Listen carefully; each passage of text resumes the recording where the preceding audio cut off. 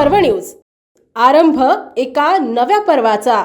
पन्हाळा तालुक्यातील सातवे या गावाला शासकीय गावठाण वाढ योजनेअंतर्गत तत्कालीन सहाय्यक जिल्हाधिकारी कोल्हापूर यांनी 27/5/1991 अन्वये गट नंबर 1387-1 अ व 1712-1 मध्ये गावातील गरीब व गरजू लोकांना एकूण 443 भूखंड वाटप करण्यात आले होते।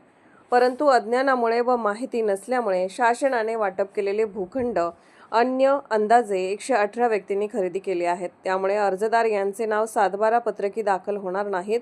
सदर व्यक्ती नियमानुसार आवश्यक ती रक्कम भरण्यास तयार असून त्या संदर्भातील प्रकरणे तहसीलदार पन्हाळा यांच्याकडे प्राप्त झालेली आहेत। तरी 118 व्यक्तींनी खरेदी केलेले भूखंड त्यांच्या नावे करण्याची कार्यवाही लवकरात लवकर करावी अशी मागणी आमदार डॉ. विनय कोरे सावकर यांनी महाराष्ट्र राज्याचे महसूल मंत्री नामदार चंद्रशेखर बावनकुळे यांच्याकडे केली।